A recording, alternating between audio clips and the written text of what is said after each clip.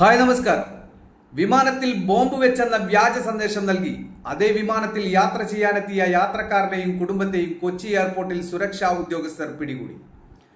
മലപ്പുറം സ്വദേശിയായ ഷുഹൈബിനെയാണ് CISF പിടികൂടി പോലീസിൽ ഏൽപ്പിച്ചത്. രാവിലെ 11:50 കൊച്ചിയിൽ നിന്നും ലണ്ടനിലേക്ക് പോകുന്ന എയർ ഇന്ത്യ 149 വിമാനത്തിലാണ് ബോംബ് വെച്ചിട്ടുണ്ടെന്ന വ്യാജ സന്ദേശം നൽകിയത്. ഇയാൾക്കൊപ്പം ഉണ്ടായിരുന്ന ഭാര്യയെയും കുഞ്ഞിനെയും വിമാനത്താവള സുരക്ഷാ ഏജൻസികളും പോലീസും ചോദ്യം ചെയ്തു വരികയാണ്.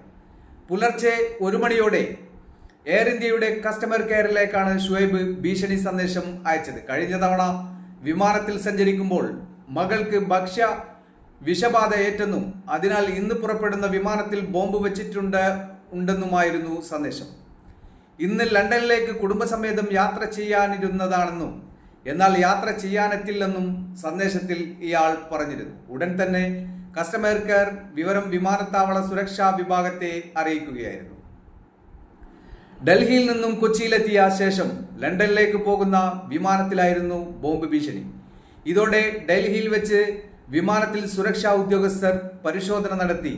ഇതോടെ ഭീഷണി വ്യാജമാണെന്ന് തെളിഞ്ഞു. ഇതിനിടയിൽ ഇതേ വിമാനത്തിൽ യാത്ര ചെയ്യാൻ ഷുഹൈബും ഭാര്യയും മകളും കൊച്ചി വിമാനത്താവളത്തിലെത്തി.